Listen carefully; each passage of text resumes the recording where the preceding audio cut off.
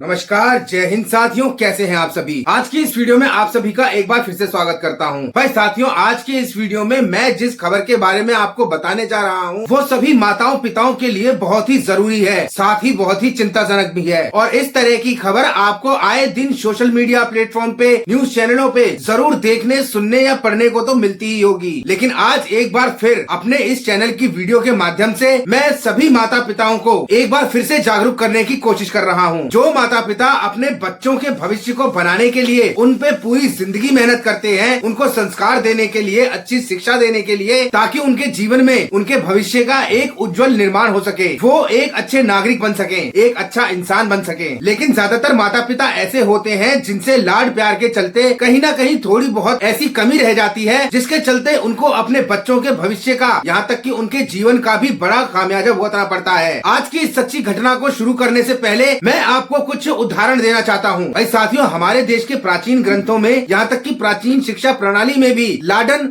और ताड़न दोनों का ही महत्व हुआ करता था। लाडन एक तरीके का लाड, प्यार और भरण पोषण होता है, जो कि गुरुओं और माता पिता के द्वारा अपने छात्र या अपने पुत्र को या बच्चों को दिया जाता है। और साथ में दूसरी चीज है, वो है ताड़न। जब जब किसी गुरु, आचार्य या माता पिता को ऐसा लगता है कि उनका बेटा गलत चल रहा है या कोई गलत काम कर रहा है, जिसका की खामियाजा उसको अपने जीवन में भुगतना पड़ सकता है, तो ऐसे में वो माता पिता अपने बच्चे को ताड़न भी देते हैं। ताड़न से यहाँ मेरे कहने का मतलब है कि वो अपने बच्चे को समझाते हैं, थोड़ा डराते हैं, धमकाते हैं और थोड़ी बहुत पिटाई भी कर देते हैं जरूरत पड़ने पर। आप, मैं और लगभग हमारे समय के जितने भी लोग हैं, उन सबके माता पिता और गुरुओं ने उनके साथ लाड़न और ताड़न, इन दोनों ही व्यवस्थाओं को सुचारू रूप से चला रखा था। लाड़न एक तरीके का वो धनुष का कमान है, जिसे कि बहुत अच्छे तरीके से मजबूत लकड़ी के द्वारा तैयार किया जाता है, धातुओं का भी उसमें इस्तेमाल किया जाता है। लेकिन ताड़न धनुष के ऊपर चढ़ी वो प्रत्यंचा होती है, जिसे बहुत खींचकर टाइट करके तरीके से धनुष पे बांधा जाता है। अगर ताड़न की प्रत्यंचा धनुष पे सही तरीके से बंधी होगी तो ही धनुष पे चढ़ा हुआ तीर सही निशाने पे लगता है। एक दूसरा उदाहरण मैं आपको और देता हूँ, ढोल, जिसे कि बहुत कीमती धातुओं और लकड़ों से निर्मित किया जाता है, खूबसूरत नक्काशी की जाती है, लेकिन जब उसके ऊपर ध्वनि स्वर निकालने के लिए ताल चढ़ाई जाती है तो उस ताल को ताड़न मतलब बहुत ही खींच तान के टाइट करके बांधा जाता है, ताकि उसके ऊपर जब ताल ठोकी जाए तो उसकी ध्वनि इस तरीके से निकले जिससे कि एक संगीत का निर्माण हो जाए। ठीक उसी प्रकार माता पिता और गुरुओं के द्वारा दिया गया जो लाडन होता है, वो बच्चों के भविष्य का निर्माण तो करता ही है, साथ में जो उनके द्वारा दिया गया ताड़न होता है, वो बच्चों के भविष्य के निर्माण में जो बाधाएं आती हैं, फोकस को डिस्ट्रैक्ट कर सकती हैं। तो उसके लिए हमारी पुरानी शिक्षा पद्धति में माता पिता और गुरुओं के द्वारा ताड़न का भी प्रावधान हुआ करता था, जिसका कि अंत में नतीजा ये निकलता है कि वो जो छात्र होता है या वो जो बच्चा होता है, उसका आगे चलकर भविष्य में एक अच्छा निर्माण होता है, वो एक अच्छा इंसान बनता है, देश का अच्छा नागरिक बनता है, अपने माँ बाप, अपने गुरुओं की सेवा करता है, समाज की सेवा करता है, अपनी जिम्मेदारियों को, अपने कर्तव्य निर्वहन को भी अच्छी तरीके से समझता है। मतलब कि कुल मिला के वो एक अच्छा इंसान बन ही जाता है। लेकिन साथियों, हमारे समाज में जब से मोबाइल का प्रचलन शुरू हुआ है, तब से छात्रों पर और बच्चों पर इसका गलत प्रभाव देखने को मिलता आया है। आपने भी अपने जीवन काल में मोबाइल के आने के बाद से बच्चों के जीवन पर पड़ने वाले इसके प्रभाव के बारे में बहुत सारी खबरें सुनी होंगी, और ऐसी खबरों को सुन सुनकर मन दुखी भी होता है। लेकिन आज की जो मैं हाल फिलहाल में घटी खबर आपको बताने जा रहा हूँ, ये भी उसी तरह की खबरों में से एक है। दरअसल पूरा मामला ये है कि फरीदाबाद के एक कॉन्वेंट स्कूल में 9वीं क्लास का एक छात्र अपने घर पे बैठ के पढ़ाई करने की जगह मोबाइल में रील स्क्रॉल करके देख रहा था। लेकिन वो अपनी पढ़ाई पे ध्यान देने की बजाय अपना पूरा समय, अपना पूरा ध्यान अपने मोबाइल की वीडियो को देखने में ही लगा रहा था। हालांकि उसके परिवार में उसके माता पिता भी पढ़े लिखे हैं, पिताजी अपना व्यवसाय करते हैं और माताजी एक गृहिणी हैं, और समय निकालकर वो अपने घर पे कुछ अन्य और बच्चों को ट्यूशन भी पढ़ाती हैं। लेकिन ये बात दिनांक 28 जनवरी सन 2025 की है, जिस दिन दोपहर के बाद वो लड़का अपने घर में बैठ के मोबाइल पे वीडियोस देख रहा था, रील स्क्रॉल कर रहा था और अपना फाइनल एग्जाम की पढ़ाई का समय मोबाइल पे व्यर्थ कर रहा था। उस दौरान उसकी माताजी घर में अन्य बच्चों को ट्यूशन पढ़ा रही थी। हालांकि वो बच्चा अपने माता पिता की इकलौती संतान है। मिली जानकारी के अनुसार उस बच्चे की माता ने उसको कई बार उस समय टोका कि बेटा मोबाइल छोड़ के पढ़ाई कर ले, फाइनल एग्जाम नजदीक है। लेकिन उस बच्चे ने हर उस बच्चे की तरह जो मोबाइल में अपना समय व्यर्थ करते हैं, उनकी तरह अपनी माता की बातों को बार बार इग्नोर करा और लगातार मोबाइल में रील देखता ही रहा। अंत में उस माता ने थक हार के अपने बच्चे के हाथ से उसका वो मोबाइल छीन लिया, जिसके विरोध में बच्चे ने पहले तो कई बार माताजी से वो मोबाइल वापस मांगा, लेकिन कई बार वापस मांगने के बावजूद भी जब माताजी ने उसको वो मोबाइल वापस नहीं लौटाया, कहा कि पहले पढ़ाई अपनी कंप्लीट करो उसके बाद मोबाइल मिलेगा। तो मात्र इतनी सी बात पे नाराज होके वो लड़का अपने घर से, अपने कमरे से अपनी जैकेट उठा के अपने घर से बाहर चला जाता है। और ट्यूशन पढ़ा रही उसकी माताजी को ये लगा कि लड़का नाराज होके अपने कमरे में चला गया। जिसके कुछ देर बाद जब उसकी माताजी ने उसके कमरे का गेट खटखटाया कि बेटा बाहर आके पढ़ाई कर ले, तब उसमें ट्यूशन पढ़ रहे बच्चों ने बताया कि मैडम वो तो कमरे से बाहर निकल के गेट खोल के बाहर जा चुके हैं। जिसके बाद उसकी माताजी ने इंतजार करा 1 घंटा 2 घंटा, लेकिन इस तरीके से घंटे पे घंटे बीतने के बाद जब वो लड़का नहीं लौट के आया और उसकी कोई भी खबर नहीं मिल पाई, तब उसकी माताजी को चिंता होने लगी। तुरंत उसकी माताजी ने उसके पिताजी को फोन करके अपने पास बुलाया और आसपास ढूंढने लगे। साथ ही उन्होंने अपने घर के बाहर लगे सीसीटीवी कैमरे की जब फुटेज को खंगाला तो पता चला 4 घंटे पहले उनका लड़का जैकेट पहन के बड़ी तेजी से भागता हुआ दिखाई दिया। जिसके बाद माता पिता ने अपने परिवार के अन्य सदस्यों को भी इस बारे में सूचित किया और एक एक करके लड़के के जितने भी मित्र थे, जितने भी शुभचिंतक थे, जानकार थे, परिवार के लोग थे, सबको ये जानकारी दे दी कि उनका लड़का घर पे इतनी देर से नहीं है, वो घर से नाराज होकर जा चुका है। अब ये खबर मिलते ही वो सभी लोग लड़के को बुरी तरीके से ढूंढने लगे। पहले सबने मिलकर गली मोहल्लों में ढूंढा, फिर आसपास की कॉलोनियों में ढूंढा, फिर एक एक करके पूरे फरीदाबाद क्षेत्र को ढूंढा। अन्य बाहर के क्षेत्रों में भी उसकी खोजबीन शुरू कर दी गई। लेकिन जब अपनी तरफ से पूरी तरीके से ढूंढने के बाद भी उस लड़के का नामो निशान पता नहीं चला, तो उस माता पिता और सगे संबंधियों ने मिलकर पुलिस में इस बात की कंप्लेंट करी कि उनका लड़का गायब हो चुका है। और फरीदाबाद पुलिस ने भी अपनी तत्परता दिखाते हुए उस लड़के को ढूंढना शुरू कर दिया। अब सबके द्वारा उस लड़के को ढूंढते ढूंढते पहले शाम बीती, फिर रात आई, फिर रात बीतने के बाद जब सुबह हुई तब उस लड़के के माता पिता के पास फरीदाबाद के सेक्टर 21 में स्थित एशियन हॉस्पिटल से एक कमलजीत नाम के व्यक्ति का फोन जाता है, जिसमें कि वो उनके माता पिता से कहता है कि आपके लड़के को एशियन हॉस्पिटल में भर्ती कराया गया है। साथ ही उस लड़के को फरीदाबाद पुलिस भी रात 3 बजे तक ढूंढती रही। लेकिन सुबह जब पुलिस को इस बात की जानकारी मिली तो उन्होंने भी उसके माता पिता को फोन करके कहा कि जो हुलिया, जो फोटो आपने अपने बेटे का दिया था, उस फोटो से मिलता जुलता एक लड़का एशियन हॉस्पिटल में भर्ती कराया गया है। जिसके बाद वो माता पिता अपने सगे संबंधियों के साथ जब हॉस्पिटल पहुंच के उसको देखते हैं तो उनके होश ही उड़ जाते हैं। वो वाकई उन्हीं का बेटा था जिसे कि एशियन हॉस्पिटल वालों ने वेंटिलेटर पे रखा हुआ था। अब उस लड़के के साथ पूरी रात क्या हुआ इस बारे में कोई भी नहीं जानता। मिली जानकारी के अनुसार ये पता चला कि किसी गुजरते हुए कार वाहक को वो लड़का सूरजकुंड रोड पर स्थित सिद्धदाता आश्रम के पास रोड किनारे गिरा हुआ मिला, जिसे कि उसने अपनी जिम्मेदारी समझते हुए लाके एशियन हॉस्पिटल में एडमिट करवा दिया। जिस समय उस लड़के को एशियन हॉस्पिटल में एडमिट करवाया गया था उस समय वो लड़का बेहोश था और वेंटिलेटर पे लेने के बाद पता चला कि वो लड़का कोमा में है। अब उस पूरी रात उस लड़के के साथ क्या हुआ, क्योंकि हॉस्पिटल वालों ने जब उस बच्चे का मेडिकल किया, उसकी टेस्ट वगैरह किए, तो उसमें ये रिपोर्ट सामने आई कि उसके सर में 3-4 जगह ब्लड स्लॉट जमा है। साथ ही लड़के की बाईं आंख काली हो चुकी है। इसके अलावा उस लड़के के पूरे शरीर पे कई जगह चोट के निशान भी हैं। अब क्या उस लड़के को उस रोड पे किसी गाड़ी ने टक्कर मार दी या उस लड़के को किसी ने बुरी तरीके से मारा पीटा है, इस बारे में अभी कुछ भी नहीं कहा जा सकता। फिलहाल फरीदाबाद की पुलिस भी इस मामले की पूरी अच्छी तरीके से जांच कर रही है। लेकिन मैं आपको एक बात और बता दूं कि ये लड़का अपने माँ बाप की इकलौती संतान है। क्या बीत रही होगी उस माँ बाप के ऊपर जिसने अपनी इकलौती औलाद को इस कदर लाड प्यार से पाला, जो एक छोटी सी बात पे अपने माता पिता के द्वारा समझाने के बाद भी इस तरीके का कदम उठा बैठा। अब ये लड़का तो एक बच्चा है, अभी नाबालिग है, इसे क्या पता इसके माँ बाप ने इसको पढ़ाने के लिए, पालने के लिए कितने संघर्ष करे होंगे। लेकिन ये खबर उन सभी माँ बाप के लिए वाकई एक बहुत बड़ा चिंता का विषय है, जो अपने बच्चों को बिना किसी वजह के छोटी छोटी बातों पे मोबाइल पकड़ा देते हैं। पहले अपने बच्चों को मोबाइल की आदत डलवाते हैं, उसके बाद अपने बच्चे की उस मोबाइल की आदत से परेशान होकर उल्टा उसी को ही कोसते हैं, उसी को ही बुरा भला कहते हैं, जिसकी वजह से उस बच्चे के ऊपर इस कदर मानसिक प्रभाव पड़ता है कि वो कोई भी कदम बिना सोचे समझे उठाने को तैयार हो जाता है। तो भाई मेरी आप लोगों से यही प्रार्थना है, उन माता पिता से यही प्रार्थना है कि आप अपने बच्चे को अच्छे से अच्छा खाने को दो, अच्छे से अच्छा पहनने को दो, अच्छे से अच्छे संस्कार दो, लेकिन बिना किसी कारणवश मोबाइल बिल्कुल भी ना दो। वैसे आज का समय और आने वाला समय मोबाइल, इंटरनेट इन्हीं सब का है और इसी वजह से ये बात भी सच है कि आज के जमाने में बच्चों को बिना मोबाइल दिए या बिना इंटरनेट की सुविधा दिए उनके स्कूल के काम, उनके कॉलेज के काम या उनके प्रोजेक्ट पूरे नहीं हो सकते, क्योंकि ये उनकी पढ़ाई और शिक्षा के लिए बहुत ही जरूरी है। लेकिन साथ ही मैं ये भी बता दूं कि ये मोबाइल और ये इंटरनेट दो धारी तलवार है। अगर इसका सही तरीके से उपयोग किया जाए तो ये बच्चों का भविष्य बना सकता है, लेकिन अगर इसको लापरवाही में बच्चों के हाथों में सौंप दिया जाए तो ये बच्चों के जीवन के लिए ही हानिकारक साबित होगा। इस बात को आप इस तरीके से समझिए कि आप कितना भी अच्छा पकवान बना लें, लेकिन अगर उसमें पड़ने वाला मात्र नमक अगर संतुलित मात्रा में ना हो, कम हो या ज्यादा हो, तो उसका उस व्यंजन पे बहुत बहुत प्रभाव पड़ता है। ना हो तो वो किसी मतलब का नहीं है, ज्यादा हो जाए तो भी वो किसी मतलब का नहीं है, लेकिन एक संतुलित मात्रा में अगर वो उसमें डाला जाए तो ही उसका आनंद पूर्वक भरपूर स्वाद लिया जा सकता है। ठीक उसी प्रकार बच्चों को दी जाने वाली इंटरनेट की सुविधा को माँ बाप के द्वारा अपनी निगरानी में रखना बहुत जरूरी है। बच्चा उस पर क्या कर रहा है, कितना समय दे रहा है, इन सब की जांच करना, इन सबको एनालाइज करना भी बहुत जरूरी है। आज के जमाने में मोबाइल या इंटरनेट बच्चों की एजुकेशन को एडवांस करता है, लेकिन साथ ही साथ उनके जीवन चरित्र पे और उनके जीवन के ऊपर होने वाले खतरे को भी एडवांस करता है। तो ऐसे में प्रत्येक माँ बाप को अपने बच्चों को सबसे पहले तो मोबाइल से दूर रखना चाहिए, और अगर उनकी शिक्षा में कोई ऐसा लेवल आ चुका है कि उनको अब मोबाइल या इंटरनेट की सुविधा देना जरूरी ही है, तो ऐसे में उन माँ बाप को अपने बच्चों को दी जाने वाले मोबाइल या इंटरनेट की सुविधा पे निगरानी रखना बहुत ही जरूरी है। तभी वो इस चीज से बच पाएंगे और अपने बच्चों को बचाकर उज्जवल भविष्य का निर्माण कर पाएंगे। बहरहाल ये घटी हुई घटना बहुत ही दुखदायक है और मेरी भगवान से प्रार्थना है कि भगवान उस बच्चे को बहुत जल्दी स्वस्थ कर दे। वीडियो अगर आपको पसंद आए तो इसे लाइक करके अपने सर्कल में जरूर शेयर करें, और चैनल पे नए हैं तो इसी तरीके से